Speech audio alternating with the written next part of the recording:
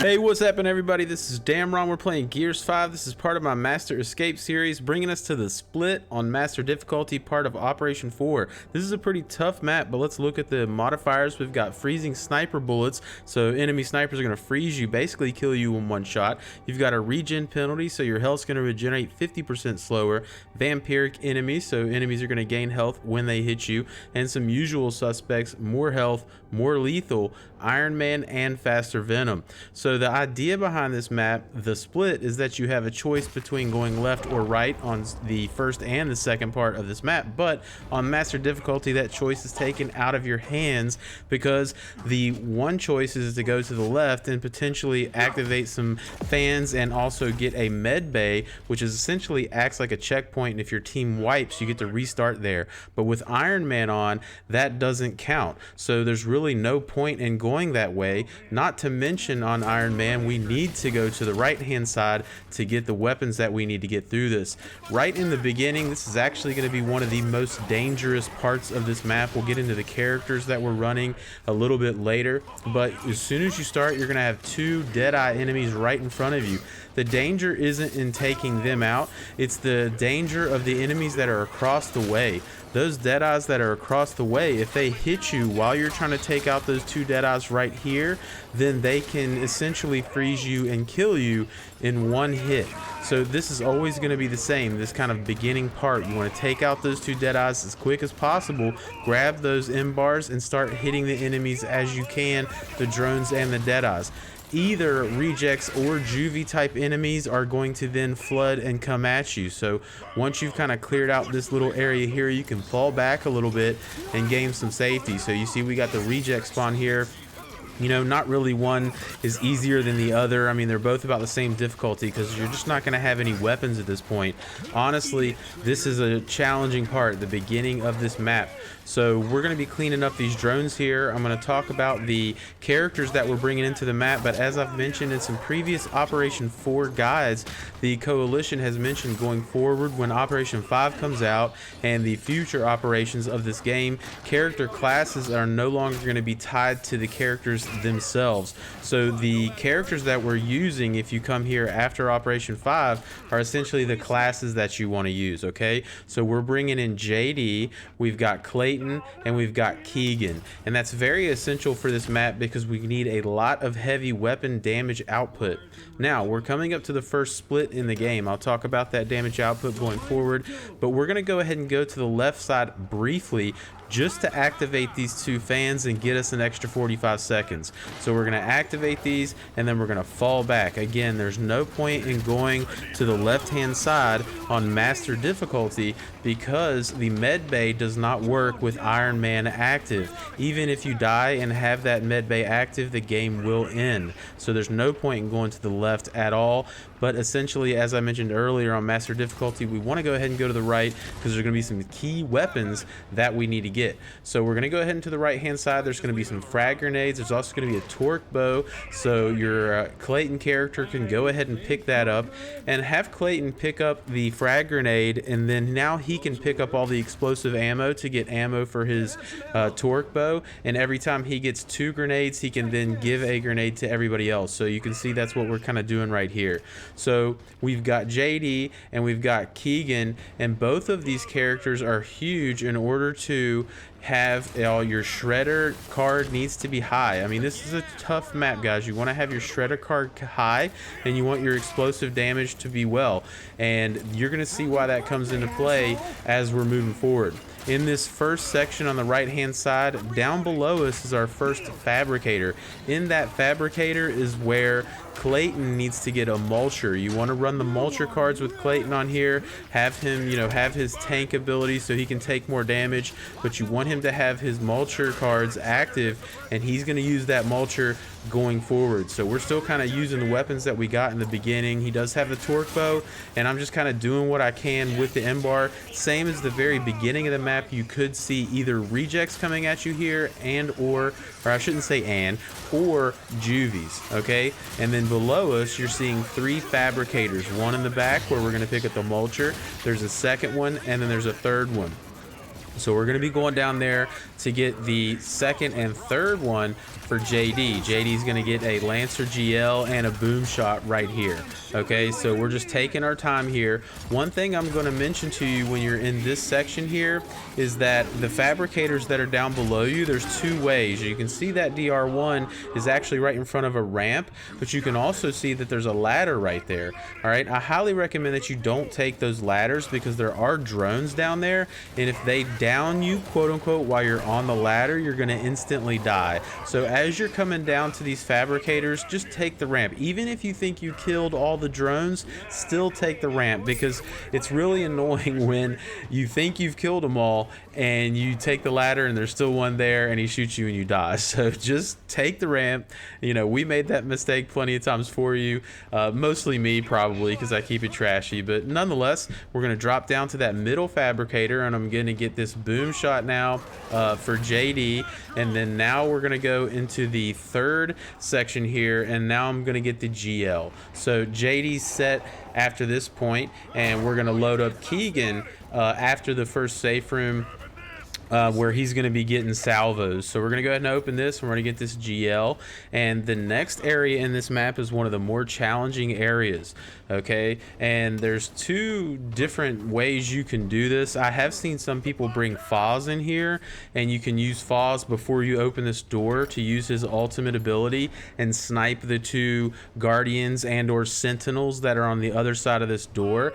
But if you do that, then that's going to really handicap you for the second portion of this level, because Foz isn't really as helpful in the second area, which floods you with DR1 type enemies, where you are going to benefit more from having Keegan and JD at the same time. So what we do is open this, and then I just go ahead and hop out here, and I'm going to go ahead and fire a couple of my GL shots, and we're going to take out as much as we can. You also see Clayton went out there with his ultimate ability and tried to reflect as much damage as he could on the enemies out here. Now that actually wasn't that smooth of a run. It goes a lot smoother because ideally what you're going to have happen is those guardians are going to target Clayton, and Clayton's reflect ability and his ultimate is essentially going to kill those guardians on top of the bleed damage from the GL. So we got through that. It was a little bit sloppy, but if you use that method that I just showed you, generally it's going to go a little bit smoother. And then after you've taken all of them out, you can run back and you can refill your GL ammo with that explosive ammo that's in that ammo room. Okay, so that's kind of the strategy you want to use in that area, because as you can see, it can get really hectic really fast. Those two sentinels are going to come right at you. You're going to have two DR1s coming right at you, and on top of that, you've got some dead eyes and some drones. All right, so and this is where the left path and the right path meet up. So when we get past that group of enemies, we just kind of run to the safe room. If you take too long, actually the enemies on the left hand side will then start to push over, and you're going to have to deal with them too. So once you clear out that right hand side as fast as you can, just go ahead and get to the safe room. And now we've made it to the first part of, you know, the kind of checkpoint in this level. Obviously it's not a checkpoint with Iron Man, but we're going to speed this gameplay up as we're kind of moving forward. So there's, you know, two more really challenging parts in this map. I do think this is probably, in my opinion, the most challenging map in Operation 4. I'm about to upload the Mist, which is the last map in Operation 4, which honestly isn't too bad. I think it's one of the easiest master difficulty maps that's out. So as we're progressing, we're going to go ahead and come out of the safe room here, and we're going to be immediately in a battle room. Okay, so we're just going to go ahead and take cover right here behind this barricade. We've got a lot of dead eyes in the distance. I like to go ahead and go to the right hand side and just launch a couple GLs and try to get those dead eyes off the board. Remember, one shot from those dead eyes and it's game over. It's a freezing shot. It's going to kill you. So I've went ahead and shot a couple GLs to the left side. Clayton's activated his ultimate ability again. He's just putting that bleed damage on them from his reflect. That is just critical, and you can clean this room up pretty quickly. Go ahead and expend that boom shot ammo as well. By this point, Keegan should have his ultimate ability as well, so go ahead and fire all that explosive ammo out, and then after you're out, Keegan can then use his ability to refill the boom shot. You want to get through this room as quickly as possible so you can save as much time you can for the room that's following this section. It's one of the most challenging sections in this map. So get through this part efficiently, effectively, communicate, wipe out these enemies as fast as you can, and get moving on, because one, the Venom's already right behind you because we just came out of the safe room. So we don't really have time to mess around here. We're gonna clean it up. Again, he used his ability and I'm full on boom shot.